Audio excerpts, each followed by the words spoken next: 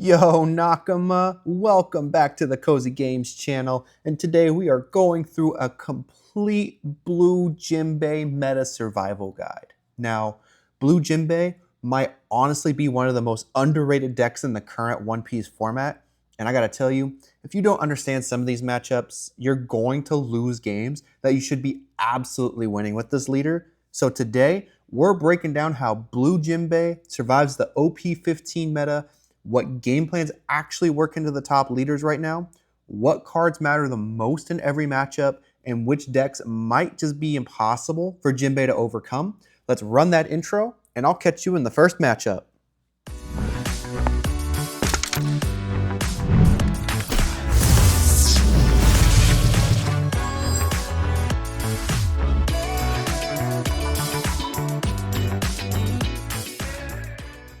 All right, so looking at how Jinbe plays into OP15 Purple Enel, right now we're going to focus on the biggest deck in the format, Purple Enel.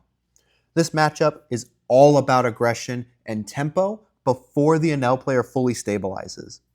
Early game, our smaller characters like Sengoku, Chu, and Arlong are incredibly important because they let us control cards like Ohm, Shura, and Satori before they start snowballing value.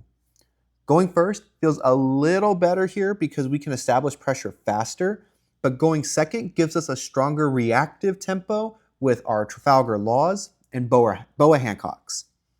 Once Enel starts playing their larger Enel characters, the matchup changes completely. Boa Hancock becomes one of the most important cards in the game because stunning one of those Enels for a turn can buy us the tempo we need to close the game. The biggest mistake Jinbe players make here is slowing down too much. If you give Purple Enel enough time to put blockers out, use their events, and repeated Enel attacks, they're just going to outvalue you as they grind the game out. You want to constantly pressure life, clear their small bodies early, and force awkward counter decisions before they fully stabilize to truly take the matchup. Going into the next popular list, focusing on OP11 Blue Yellow Nami. Now, this matchup gets really difficult for Jinbe players. Blue Yellow Nami is one of the hardest defensive matchups in the meta because the leader ability completely changes how you attack. Nami becoming a 7,000 power leader means random small swings are not going to cut it. If you attack inefficiently, you actually help the Nami player stabilize while losing tempo yourself.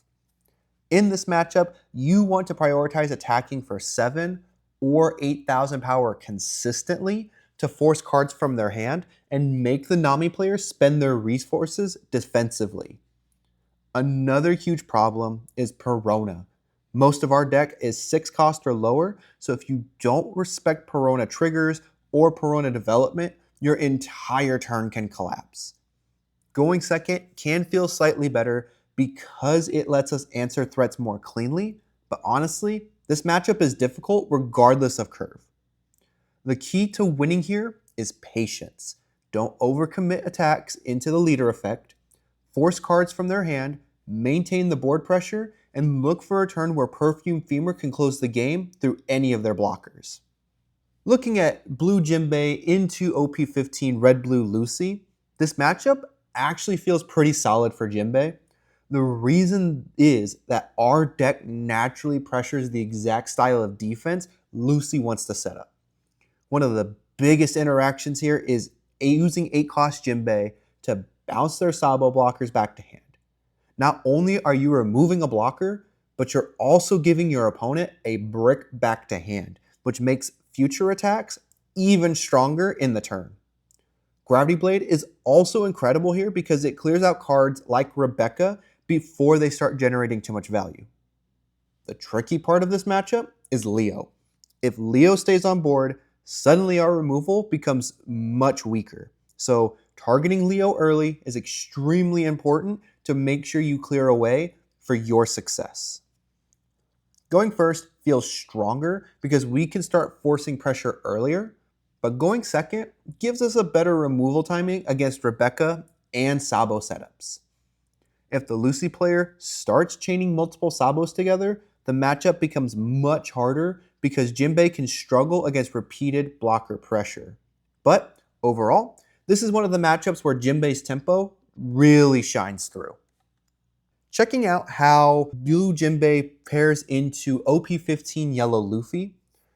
Yellow Luffy is another matchup that can feel really frustrating for Jinbe players. The biggest issue is that many of our removal effects don't actually remove their characters because the leader effect lets them take life instead. That means cards like Law and Gravity Blade lose a lot of value compared to other matchups. Because of that, the best approach here is actually winning through battle rather than relying entirely on effect removal. You want to constantly pressure their board, force counters from hand, and keep attacking before the healing starts getting out of control for the Luffy.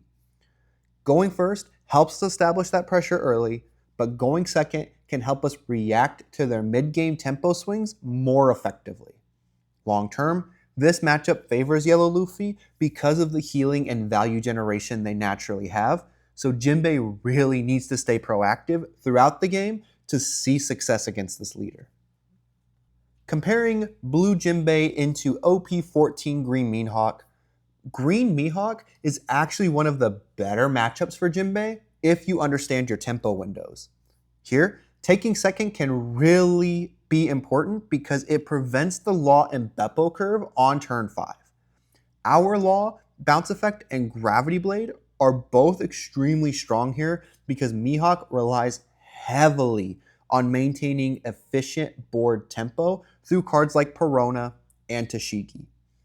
Boa Hancock is also amazing because stunning Law and Beppo or Tashigi for a turn slows down their pressure significantly, and once we establish multiple attackers, 8-cost Jinbe becomes one of our best ways to close the game before Mihawk starts abusing our rested characters. Now, the longer the game goes, the more dangerous Mihawk becomes, so we want to pressure aggressively while disrupting their board development to see a victory.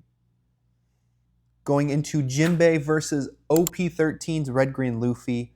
Red Green Luffy is one of the most skill-based tempo matchups for Jinbe.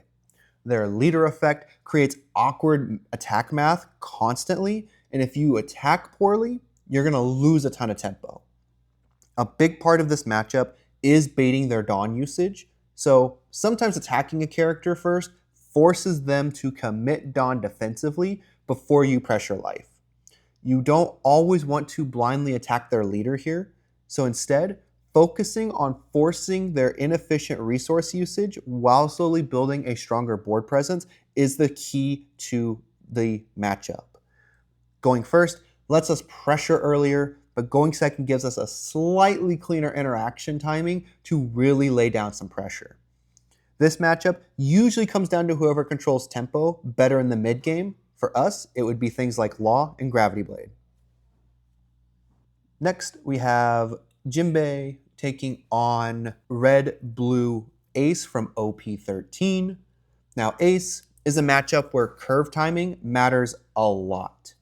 Taking second away from Ace is extremely important because it delays the massive Whitebeard event that turns everything completely upside down.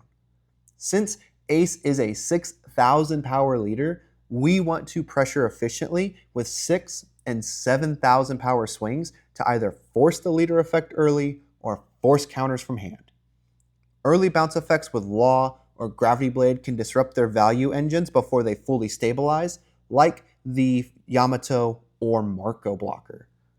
The danger in this matchup is letting Ace repeatedly recycle blockers and build large attackers faster than we can pressure their life. Now, Jinbe absolutely can win this matchup, but we need to stay ahead on tempo before Ace reaches that pinnacle late game that they're very well known for. Looking at OP05's Yellow Enel. Now, OP05 Yellow Enel is one of those matchups where you absolutely cannot panic. The leader effect alone changes how you have to approach lethal. If you push too early without enough attacks prepared, Enel simply survives and swings the game back in their favor completely. The best approach is building a strong board first, controlling their characters, and setting up one massive turn with 4 or 5 meaningful attacks to really seal the game. Cards like Kingdom Come is also a huge threat to us because it removes cards like Boa Hancock and 8-cost Jinbe while setting themselves up for their leader effect so they can start recycling their life. Going first helps establish that pressure early, but honestly, this matchup is more about sequencing than particular curve advantage. You need patience here. Build your board, force resources, then explode for lethal all at once. Next, we're looking at Blue Jinbe taking on Black Crocodile from OP14. Now, we're entering a really painful matchup for Jinbe when it comes to Black Crocodile. Black Croc is extremely difficult because the deck constantly generates value while disrupting our own attacks. Taking second helps prevent 8-cost Crocodile on curve, but even that, this matchup can still spiral out of control quickly. Once Crocodile starts locking down our board and looping value, Jinbe struggles to maintain enough pressure to keep up in the late game. This matchup is really about trying to end the game before the control engine fully stabilizes and we can see that success. If Crocodile gets multiple turns of uninterrupted value generation, the game becomes incredibly hard to recover from there, but still possible to manage. And last up in our video today, we are taking a look at the big bad of OP13, Black Emu. Probably one of the hardest matchups Jinbe can face right now is Black Emu. Early game aggression is basically mandatory here because once Emu reaches 10 Dawn, the matchup becomes terrifying and nearly impossible to win. The 5 Elder package is incredibly difficult for Jinbe to answer because many of our effects are negated due to their protection. Gravity Blade becomes totally useless and is more useful as discard fodder for leader effect than actual removal later in the game, which says a lot about how rough this matchup can get.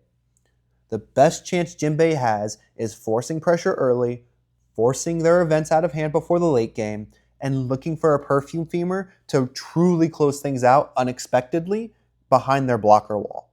But honestly, if Emu stabilizes comfortably, Jinbe is usually dead in the water. Overall, Jinbe still feels like one of the strongest tempo decks in the game when piloted correctly, but understanding your matchup plan is everything in the current meta.